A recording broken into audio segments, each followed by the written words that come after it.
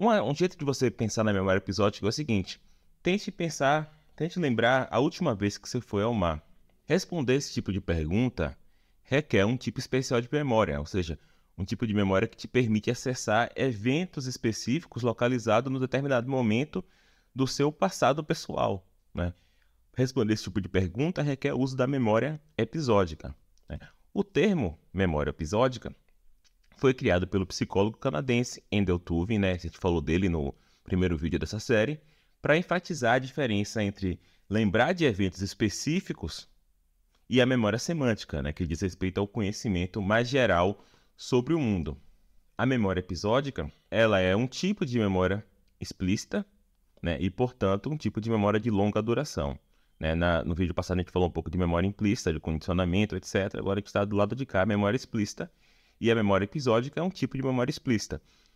Outro tipo de memória explícita é a memória semântica, né? Então vamos aqui relembrar um pouco da distinção entre memória episódica e memória semântica. A memória semântica se refere ao nosso conhecimento geral sobre o mundo. Só que ela vai além do mero conhecimento do significado das palavras, né? Como o nome sugere, né? Na verdade, esse nome se deve ao tradicional uso de listas de palavras, né? Para estudar a memória de longa duração. A memória semântica, na verdade, é memória de fatos. Memória de fatos em geral. Você lembra que tal e tal, né? Que tal e tal é um fato, é uma proposição. Por exemplo, se você tivesse tomado ciência de que um amigo seu faleceu, esse fato provavelmente se tornaria parte do seu conhecimento geral sobre aquela pessoa, né? O fato de que ela está morta. E vai fazer parte da sua memória semântica. Embora você possa muito bem esquecer quando e como você ficou sabendo disso. Né? Então, mas se você posteriormente se lembrar da ocasião específica quando soube essa triste notícia, aí você está tendo uma lembrança episódica, né? Você não está lembrando simplesmente de que um fato é o caso, né? O fato de que seu amigo está morto, mas você está lembrando do evento em que você soube disso, né? E essa memória episódica é que serve como base para que a gente possa lembrar episódios ou acontecimentos específicos do nosso passado pessoal, né? Um dado acontecimento, na verdade, ele pode ser registrado em ambos tipos de memória, como a gente estava falando aqui. Mas o modo como a informação é codificada e recuperada é diferente, dependendo do caso ser memória semântica ou memória episódica, né? Então a gente pode pensar que o conteúdo da memória semântica ele é proposicional, ele é um fato apenas, né? Grosseiramente a gente pode pensar que uma proposição é aquilo que é expresso por uma sentença declarativa completa, né? Então, o que você guarda na memória semântica é a informação de que tal e tal ocorreu, ou que tal e tal é o caso. Já o conteúdo da memória episódica, ele não é proposicional, a gente pode dizer. Eu lembro do livro do Gareth Evans que defende isso, né? Mas a gente pode pensar que, na primeira aproximação, o conteúdo da memória episódica, a gente pode dizer que ele é imagético, né? No sentido de que ele está mais próximo da percepção e da imaginação do que do nosso mero conhecimento de fatos, né? Então a gente pode pensar que ele é um conteúdo pelo menos não completamente conceitual, né? Tem ali material perceptivo, algo desse tipo. E a gente pode restringir o uso do termo memória semântica aos casos em que você se lembra de modo a, de alguma maneira, reencenar ou reviver algum aspecto do episódio em questão, né? Claro, reviver na sua mente, né? Você não revive o episódio de fato. Por exemplo, no caso lá que eu dei, do seu amigo que te ligou para contar da morte do outro amigo, você pode lembrar episodicamente desse fato, revivendo um pouco, por exemplo, de como você ficou surpreso pelo fato daquele seu amigo conhecer o outro amigo, algo desse tipo, né? Então, na verdade, gente, eu achei o livro do Baddeley, Isaac Anderson, um pouco pobre no tratamento dele da memória episódica, em dois aspectos, mais especificamente. Dos aspectos subjetivos da lembrança episódica e da relação entre memória e imaginação. Por isso, o que eu vou falar aqui hoje, eu vou estar suplementando o livro do Anderson com esse livro aqui, que é do Kirk Mikaelian, né, que é um filósofo canadense. Né? O Kirk Mikaelian é esse cara aqui. E aqui sou eu fazendo anotações na palestra dele para o vídeo de hoje, né? Então, vou suplementar o livro do Baddeley com o livro do Mikaelian, que trata bastante bem desses casos, desses pontos aqui que eu estou colocando, né? Então, a primeira questão interessante da gente pensar, quando a gente pensa na memória episódica, tal qual ela foi proposta por Tuvin, é que a própria definição que Tuvin dá do que é uma memória episódica, do que é a memória episódica, mudou nas décadas que se segue o trabalho dele.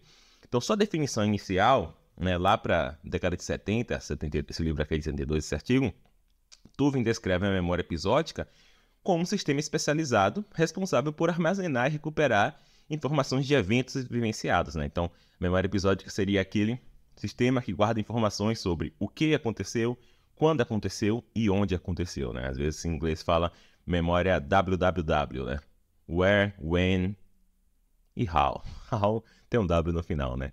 Então vamos ler aqui a definição inicial de Tuvin. Ele fala o seguinte: a memória episódica é um sistema de processamento de informações que a. recebe e armazena informações sobre episódios ou eventos datados temporalmente e sobre relações tempo-espaciais entre esses eventos. B. Ele retém vários aspectos dessa informação. E C. mediante instruções, transmite informações específicas retidas para outros sistemas, incluindo aqueles responsáveis por traduzi-las em comportamento e consciência consciente. Então perceba que aqui é uma definição bastante funcional, né? A gente não estava aqui mais sob a égide do behaviorismo, mas também não tão fora dessa égide, né? E aí depois, com o tempo, nessa segunda citação que já é de 2001, Tuvin começou a se preocupar mais com os aspectos de primeira pessoa do lembrar episódico, né? Os aspectos, vamos dizer assim, fenomenais, né? De como lhe aparece desde o ponto de vista de primeira pessoa quando você lembra episodicamente, né? Então, atualmente, o Tuvin caracteriza a memória episódica não apenas em termos de processamento de informação, mas em termos dessa experiência de primeira pessoa, né? Então, vamos ver aqui. A memória episódica é um sistema voltado para o passado, de evolução recente, isso aqui é uma coisa nova, né? De evolução recente, também exclusivo de humanos, né? Isso que ele quer dizer com de evolução recente. Ou seja, vou botar aqui 1. Esse sistema, ele tem evolução recente, na cadeia evolutiva, né? Ele, na verdade, só tem humanos, né? Como nossa espécie não é tão antiga assim, ele tem evolução recente. O segundo ponto que ele coloca é o seguinte: olha, ele tem desenvolvimento tardio e deterioração precoce, né? Esse aqui é o ponto 2. Então, em humanos, ele se desenvolve tardiamente, cerca de 5 anos, 4, 5 anos, e ele tem deterioração precoce. Ela, né, a memória episódica, possibilita, aqui vai ser um ponto central para a gente, né, a viagem mental no tempo. Vamos colocar aqui 3, esse aqui é o terceiro ponto. Através do tempo subjetivo, claro, né, não é viagem no tempo de verdade. Do presente para o passado e para o futuro, né? Isso aqui também é ir para o futuro também. Como assim, né? Memória do futuro. A gente vai voltar a esse ponto. E ele permite a reexperiência por meio da consciência autonoética, né? Isso aqui, a gente vai discutir isso aqui, tá? E por fim, ele fala o seguinte: suas operações dependem da memória semântica. Então, esse aqui é um ponto 4, né? Ou seja, ele está dizendo o seguinte, que a memória episódica é, de alguma forma, um sistema construído em cima do sistema de memória semântica, né? Por isso que ele é mais recente, ele seria evolutivamente mais recente, seria desenvolvimentalmente mais recente, etc., né? Então, depende da memória semântica e são suportadas por várias regiões cerebrais, incluindo os lobos temporais, mediais e o córtex pré-frontal. Então, aqui a gente tem muita coisa, muitos pontos para a gente discutir aqui nessa definição de Tuvin, né? O ponto que eu coloquei ali como né, questões evolutivas relativas à memória episódica, por exemplo, se ela é exclusiva dos seres humanos, eu vou falar disso na parte 3 do vídeo. Ponto 2 ali, a afirmação de que a memória episódica se desenvolve tardiamente em humanos, ou seja, as crianças que desenvolvem a capacidade de lembrar episodicamente entre 3 e 5 anos de idade, é importante para explicar o fenômeno da amnésia infantil, né? O fato de que a maioria de nós não nos recordamos de quase nada, né? Recordamos episodicamente de quase nada que a gente viveu antes dos 3 a 5 anos de idade. Eu vou falar um pouco desse ponto, mas esse ponto será mais discutido quando a gente chegar no capítulo de memória na infância, tá? Sobre o ponto 4, né? A ideia de que a memória episódica depende da memória semântica, a gente vai falar do papel do significado no lembrar episódico, por exemplo, dos trabalhos de Bartlett sobre esquema na parte 2 do vídeo, né? E por fim, vamos tratar da questão do cérebro, responsável pela memória episódica e pelo pensamento episódico em geral, na parte 4 do vídeo, né? Então a gente vai tratar de quase todas as questões aqui dessa citação aqui do Tuvin. Por enquanto, nessa parte que eu estou chamando de parte 1 do vídeo, a gente vai lidar com a questão 3 aqui, o fato da memória episódica ser responsável por viagens mentais no tempo, né? E também da noção de consciência autonoética, né? Então, o que está em questão agora é a fenomenologia da memória episódica, ou seja, a experiência de primeira pessoa que nós temos ao lembrar episodicamente de algo, né? Ou, em outras palavras, a dimensão subjetiva da lembrança episódica, né? Essa experiência é a essa experiência que Tuvin se refere quando ele fala em reexperienciar um evento passado por meio da consciência autonoética, né? As primeiras tentativas, gente, de caracterizar a dimensão subjetiva da memória episódica, né, falavam de calor e intimidade, né? Quando a gente tem uma memória episódica, a gente tem um senso de calor e intimidade daquele evento, ou a gente tem um sentimento de passadidade e familiaridade, né? E aqui a gente pode falar o seguinte, no caso, quem falava em calor e intimidade era o William James, né? Um grande filósofo, precursor da psicologia, no seu livro Princípios da Psicologia, de 1890. A gente vai voltar a falar de James nesse vídeo, né? E quem falava em passadidade e familiaridade era outro grande, Bertrand Russell, né? No livro de 1921, A Análise da Mente, né? Então, eles são precursores, vamos dizer assim, do estudo da memória episódica, né? No entanto, é o tratamento de Tuvin, em termos de diferentes formas de consciência, que é o ponto de partida da discussão contemporânea, né? Então, vamos falar dessas formas de consciência que o Tuvin postula, né, para tentar explicar a diferença entre os tipos de memória. Então, aqui a gente tem 3 tipos de consciência, né? Consciência anoética, noética e autonoética. Perceba que aqui, essas retas é de implicação, né? Então, é como se a consciência anoética ela fosse a mais primitiva, mais simples. A noética depende da anoética e a autonoética depende da anoética, tá? Então, aqui você tem grau de complexidade, né? E aqui a relação com diferentes sistemas de memória. Então, a consciência anoética, né, que é essa mais simples, pode ser vista como uma pura capacidade de ter experiência, tá? Então, é a consciência procedural, sensorial, afetiva primária. Então, quando você sente uma dor, né, é sua consciência anoética. Você está simplesmente tendo aquela experiência que é a experiência de dor. Então, esse é um tipo de consciência não reflexiva, né, no sentido de que não é consciência sobre você, sobre si próprio, né? Você pode ter uma dor e até depois pensar que a dor é no braço, ou pensar sobre a dor. Aí já é um tipo de consciência reflexiva, mas a simples dor é uma consciência anoética, no sentido de que ela não é reflexiva. Ela apenas diz respeito a fluxos de eventos internos e da atividade interna do corpo e da mente da pessoa. No domínio da memória, Tuvin associa a consciência noética à memória procedural, né, que é um tipo de memória não declarativa que a gente falou no vídeo sobre aprendizagem, né? Então, esse tipo de memória permite ao organismo responder diretamente ao ambiente sem a necessidade de mediação por nenhum tipo de representação interna, né? Enquanto a consciência anoética se refere à capacidade experiencial pura, a consciência noética, esse segundo nível aí, já tem uma fenomenologia mais rica, né? No seu cerne, a consciência noética é a consciência da própria vida mental, né? Ou seja, o sujeito consciente, de maneira noética, ele não apenas representa o mundo, mas ele está ciente das suas próprias representações do mundo, né? Então, a consciência noética é quando você pensa sobre sua própria experiência, ou pelo menos quando você não toma aquela experiência como uma experiência, né? Então você consegue distinguir entre o mundo e a sua própria experiência. Então, no domínio da memória, Turing relaciona a consciência noética à memória semântica, né? Então, quando eu recupero uma representação da memória semântica, eu estou consciente de que a representação recuperada é uma representação. Então, quando eu lembro, por exemplo, que Pedro Álvares Cabral chegou ao Brasil em 1500, eu imagino caravelas, praias, né?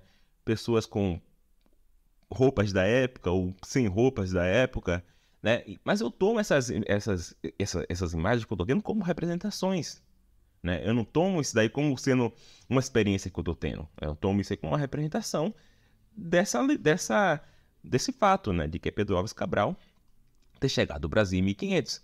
Né? Então, a consciência noética, ela dá origem a uma sensação de saber, mas ainda não de lembrar episodicamente, né? Porque quando eu lembro que Pedro Álvares Cabral chegou ao Brasil em 1500, eu não recupero informações sobre nenhum evento específico da minha vida, né?